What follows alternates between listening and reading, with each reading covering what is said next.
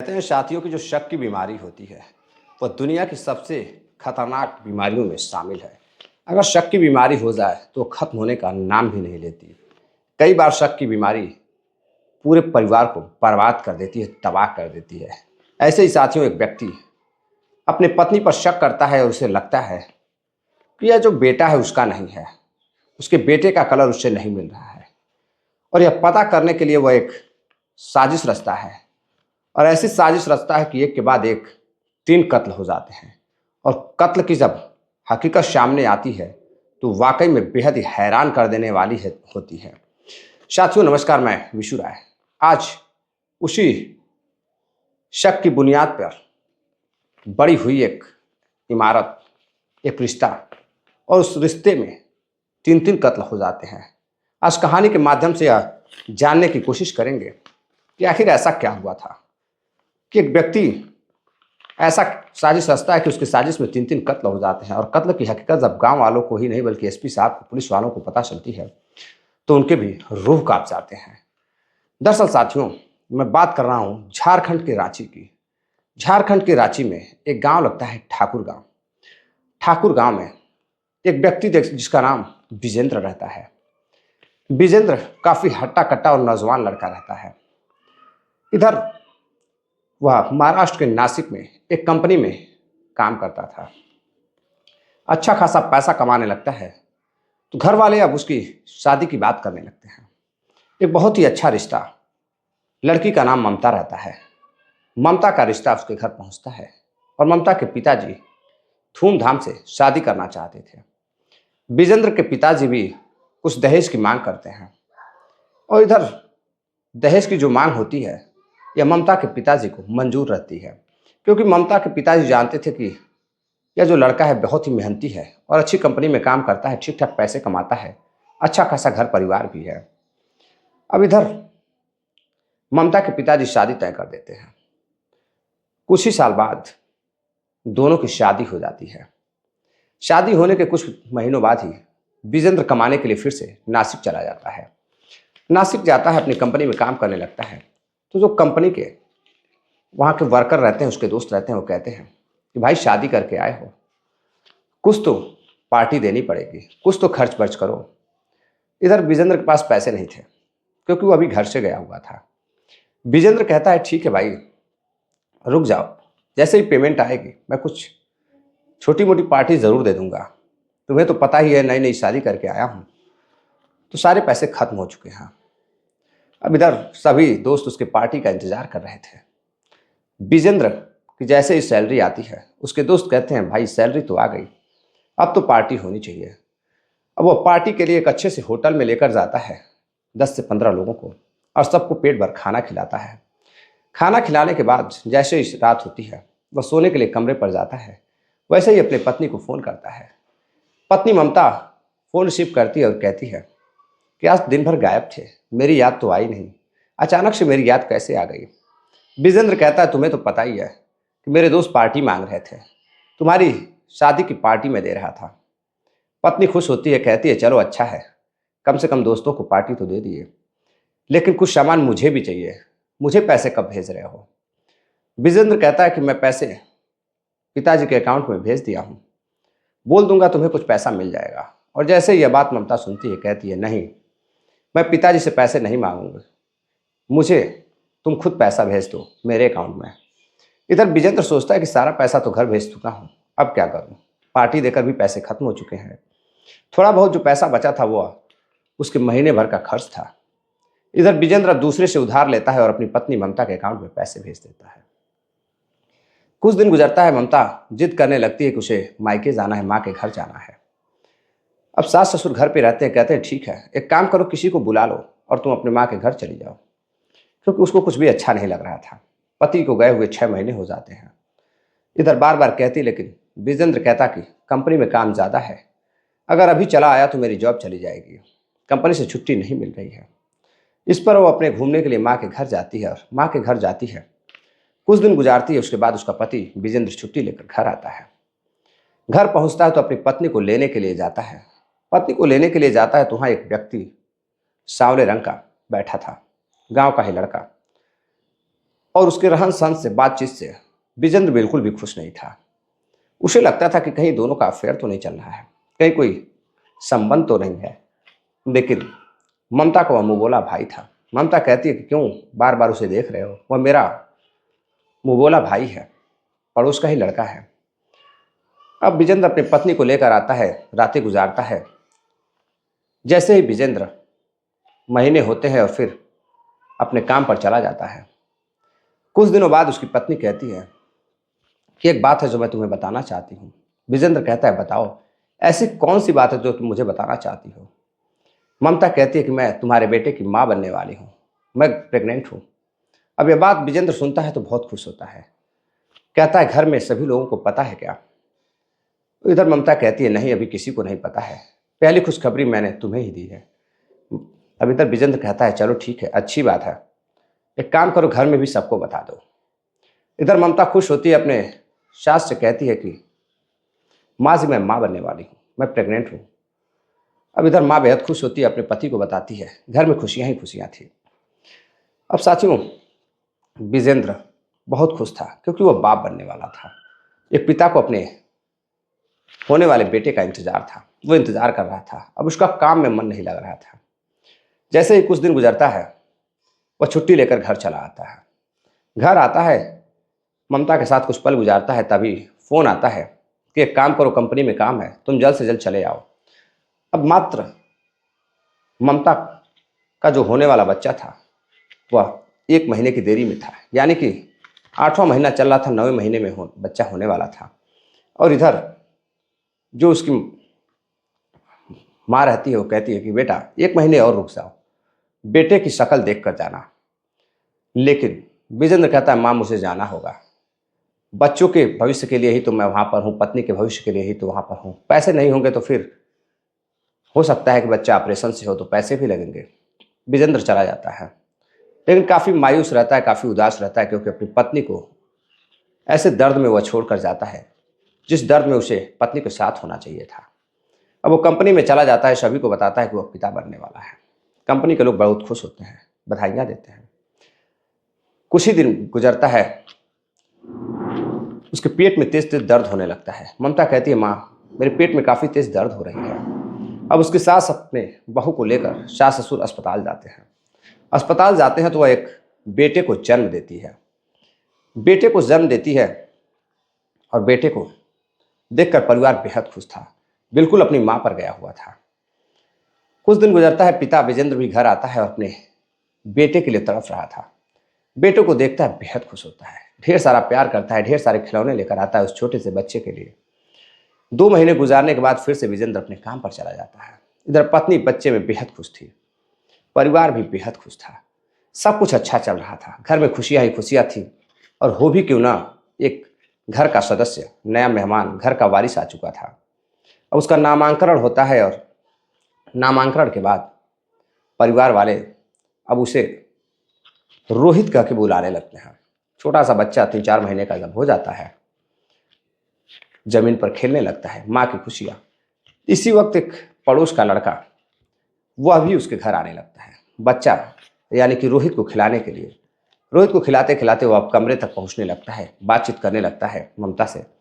और परिवार में सुबह सास ससुर खेतों में चले जाते थे तो खेतों से शाम तक लौटते थे। इस बीच ममता घर पर अकेली ही रहती थी। विजेंद्र जब छुट्टी से घर आता है तो देखता है कि बार बार वह पड़ोसी लड़का उसके कमरे तक आता है, बातचीत करता है, और ममता भी बड़े खुलकर उससे बातचीत करती है। इधर विजेंद्र ममता से कहता है देखो यह सही नहीं है, तुम मुझसे ऐसे बात करती हो जो जैसे काफ़ी दिन से तुम उसे जानती हो, आखिर मामला क्या है। ममता कहती है ऐसा कुछ भी नहीं है, पद में देवर लगता है और बार बार आता है, बच्चे को खिलाता है रोहित को, तो रोहित को लेकर अपने घर भी जाता है और घर से खिलाने के बाद घर पे लेकर आता है। और इस वक्त मैं अपना काम भी कर लेती हूँ, माँ जी और पिताजी काम पर चले जाते हैं खेतों में, तो मैं फ्री हो जाती हूँ। अब इधर उसके मन में जो शक था वो खत्म हो जाता है। इधर फिर से जब वह छुट्टी पर जाता है नासिक कमाने के लिए, कुछ दिनों बाद पत्नी फिर फ़ोन करती है और कहती है देखो जी मैं फिर से प्रेग्नेंट हूँ, फिर से तुम्हारे बच्चे की माँ बनने वाली हूँ। इधर उसको गए हुए मात्र 1 महीने हुए थे। अब वो शक करने लगता है कि अभी तो मैं घर पे गया था, मात्र 1 महीने हुए हैं, मेरी पत्नी प्रेग्नेंट है और मुझे पता भी नहीं है। अब इधर वो अपने सास ससुर को बताती है। सास ससुर कहते हैं कि चलो ठीक है, अभी पहला बच्चा 4 से 5 साल का हुआ ही था, कुछ जो है थोड़ा सा बड़ा हुआ ही था कि अब दूसरे बच्चे की बारी है। घर में भी खुशियाँ थी कि चलो ठीक है। अब सास कहती कि इस बार बेटा होगा, बेटी होगी। ससुर कहता मुझे तो बेटा चाहिए ताकि वो खेतों में काम कर सके, खेतों को संभाल सके, 2 भाई रहेंगे तो मिलकर काम करेंगे। इधर कुछ दिन गुजरता है। विजेंद्र का दिमाग काम में नहीं लग रहा था। उसे शक की सुई गूंज रही थी उसके दिमाग में कि कहीं यह बच्चा उस व्यक्ति का तो नहीं है, पड़ोसी का जो घर पर आता है। उसके दिमाग में आज के समाज की कहानियों को देखकर सुनकर तरह तरह की चीज़ें चल रही थी। अब वो फिर से घर आता है। जैसे ही घर आता है, कुछ ही महीनों बाद उसको उसकी पत्नी को बच्चा होता है, वो भी बेटा होता है।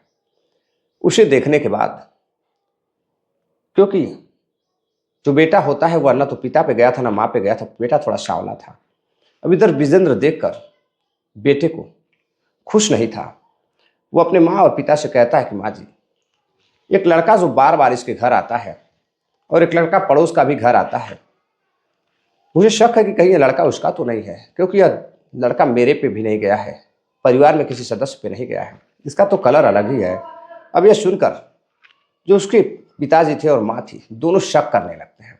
कहते बेटा तुम सही कह रहे हो, कहीं ऐसा तो नहीं है कि हम जब काम पर चले जाते थे तो गांव का लड़का घर पर आता था, उसके साथ इसका नाजायज संबंध है। अब जब ममता घर पर आती है हॉस्पिटल से डिस्चार्ज होकर, तो सास ससुर और उसके पति उससे पूछते हैं कि यह बेटा किसका है, कहीं किसी और का तो नहीं है। लोग देखेंगे तो क्या कहेंगे। बिल्कुल तुम्हारे पर भी नहीं गया है, ना ही पिता पर गया है। अक्सर कर बेटा जब जन्म लेता है तो यह तो माँ पर या पिता पर जाता है, उसके चेहरे से जरूर कुछ ना कुछ मिलता है, लेकिन ये कलर ही अलग है। अब ममता सन्न रहती है। ममता कहती है ऐसी कोई बात नहीं है। अब इस तरह से घर में समस्या होती है, झगड़े शुरू हो जाते हैं। विजेंद्र गुस्से में पत्नी से खफा होकर फिर से नौकरी पर चला जाता है और इधर ममता अपने मायके चली जाती है। कुछ दिन मायके गुजरने के बाद फिर से वह घर पर आती है। घर पर आती है और फिर कुछ दिन गुजारती है। कुछ दिन गुजारने के बाद एक दिन पिता जब अपनी बेटी को फोन करता है तो उसका फोन स्विच ऑफ आ रहा था, फोन नहीं लगता है। अब पिता परेशान हो जाता है। तकरीबन 3 से 4 दिन हो जाते हैं और बेटी से जब बात नहीं होती है, तो पिता जब परेशान होता है तो परेशान होकर घर जाता है। घर जाता है और घर जाकर लड़की के पूछता है कि आखिर वो कहाँ गई है। घर वाले बताते हैं कि वह तो मायके के लिए दोनों बच्चों को लेकर कल ही निकली थी, लेकिन पहुंचने के बाद उसने फ़ोन भी नहीं किया और आप कह रहे हैं कि वो अभी पहुंची ही नहीं। अब इधर लड़की का जो पिता रहता है ममता का, वो परेशान हो जाता है। परेशान होने के बाद कहता है आखिर वो कहाँ चली गई। तभी वो पहुंचता है, एक थाना लगता है रामगढ़ थाना। रामगढ़ थाना पहुंचता है और वहाँ जाकर तारीख रहती है 7 अप्रैल 2023। उस दिन जागता है, वह जाकर के शिकायत दर्ज कराता है। कहता साहब मेरी एक बेटी है और हमेशा घर में समस्याएं चलती थी, पति भी झगड़े करता था पत्नी से, हम मेरी बेटी ममता से, और सास ससुर भी उसे ताने बाने मारते थे। मुझे शक है कि कहीं दोनों ने मिलकर कुछ किया तो नहीं है। जब मैं घर पे गया तो उसके सास ससुर ने कहा कि वह तो अपने माँ के पास गई है, लेकिन 24 घंटे से ज़्यादा हो गए हैं, वो अभी तक पहुंची नहीं है। और पुलिस कहती है ठीक है, हम जांच पड़ताल कर रहे हैं। पुलिस सास ससुर को बुलाकर पूछती है तो वही बात जो ममता के पिताजी को बताई गई थी, वही बात पुलिस को भी बताती है। अब इधर चेहरे पर अजीब तरह की परछाइयाँ दिख रही थी, यानी कि चेहरा देखने से ऐसा नहीं लग रहा था कि उसके जाने आने से, उसके खो जाने से परिवार को कोई दुख है। तभी पुलिस को सूचना मिलती है कि जंगल में 3-3 लाशें हैं, मिली हुई हैं। अब पुलिस वहाँ से जंगल की तरफ जाती है और जाती है तो देखती है कि 2 छोटे बच्चों की लाशें और एक किसी महिला की लाश। 80% डेड बॉडी जल चुकी थी और पहचान के लिए कुछ बचा नहीं था। लेकिन अब इधर पुलिस को शक होता है कि कहीं 3 लोग गायब हुए थे, या महिला वही तो नहीं है। फिर लड़की के पिताजी को फ़ोन कर बुलाया जाता है कि आइए देखिए, या कहीं महिला वही तो नहीं है, आपकी बेटी तो नहीं है। अब उसके अंगूठे में एक बिछिया रहती है जो महिलाएं पहनती हैं, और उसकी उंगलियों में एक अंगूठी थी। उससे उसकी पहचान होती है कि या तो मिलती जुलती अंगूठी उसकी बेटी की ही है, और 2 बेटे उसी के थे। अब इधर पुलिस बॉडी में कुछ पता नहीं था, फिर भी पोस्टमार्टम के लिए, जांच पड़ताल के लिए भेज देती है, और इधर अब परिवार वालों को गिरफ्तार करती है। सीसीटीवी फुटेज की मदद लेती है, लेकिन कहीं से कुछ मिलता नहीं है। परिवार वालों को गिरफ्तार करते हुए विजेंद्र से पूछती है, विजेंद्र 2 दिन पहले तुम कहाँ थे? विजेंद्र कहता है, साहब मैं तो अभी नौकरी से आया हूँ। जैसे ही पत्नी के खोने की खबर मिली, गुमशुदगी की, तो मैं नौकरी पर था, मैं छुट्टी लेकर आया हूँ। लेकिन पुलिस जब उसके कंपनी में पता करती है तो पता चलता है कि वो कुछ दिन पहले ही घर जा चुका था, और यह बयान पुलिस को अलग बता रहा है। अब विजेंद्र फंसने लगता है, माँ और ससुर बेटे सब फंसने लगते हैं। पुलिस पूछती है, आखिर बताओ तुमने क्यों मारा? तभी तीनों टूट जाते हैं, पुलिस के सवालों में फंस जाते हैं, और फिर कुछ सबूत ऐसे मिलते हैं, जब तीनों फंस जाते हैं तो तीनों अपना गुनाह कबूल करते हैं और बताते हैं, साहब। विजेंद्र कहता है कि साहब मुझे शक था कि मेरा जो ये बेटा है मेरा नहीं है। बार बार इस बेटे को लेकर झगड़ा होता था, मेरे परिवार में कलह होती थी, और वाकई में यह मेरा बेटा नहीं है। मेरी पत्नी का किसी और से नाजायज संबंध था, और शक नहीं, मुझे बिल्कुल यकीन था, क्योंकि यह बेटा मेरा था ही नहीं। और मैं जैसे ही नौकरी पर गया, मुझे पता चला मेरी पत्नी प्रेग्नेंट है। फिर वहाँ जाने के बाद मैं काफ़ी तकलीफ़ों से गुजरा, शक में मैं जी रहा था, मैं काफ़ी परेशान था। फिर मैं सोशल मीडिया से तमाम कहानियाँ देखी कि आखिर मेरी पत्नी जो नाजायज संबंधों में गुजर रही है, कहीं मुझको न मरवा दे। इसलिए विजेंद्र ने कई कहानियाँ, कई घटनाएं सुनी, और बचने के लिए अपनी माँ से और अपने पिता से कहा कि ठीक है, मैं घर पर आऊँगा। और एक दिन वह घर जाता है 6 अप्रैल को। 6 अप्रैल को घर जाने के बाद वह अपनी माँ और अपने पिता के साथ मिलकर पहले पत्नी को मारता है, पत्नी का गला दबाकर मारता है। उसके बाद जैसे ही छोटा बेटा चिल्लाने लगता है, छोटे बेटे का भी गला दबाकर मार देता है। और फिर बड़ा बेटा जो गवाह रहता है, वो कहता है, मैं सबको बताऊंगा कि तुमने मेरे माँ को मारा है। तभी उसका भी गला दबाकर मार देते हैं, और तीनों को बोरियों में भरकर, कंबल में लपेटकर वहाँ से रातों रात गाड़ी पर रखकर सुनसान जंगल में लेकर जाते हैं, और वहाँ ले जाकर लकड़ियाँ और कुछ पेट्रोल डालकर उसे तीनों पति, ससुर और सास मिलकर उसे जला देते हैं। साथियों, जलाने के बाद अब पुलिस को खबर मिलती है। पुलिस अब जांच पड़ताल कर तीनों को ममता के कत्ल के और 2 मासूम बच्चों के कत्ल के जुर्म में, सास, ससुर और पिता को, यानी कि दो छोटे बच्चे थे, उनके पिता को गिरफ्तार करते हुए गिरफ्तार कर विजेंद्र को जेल भेज देती है।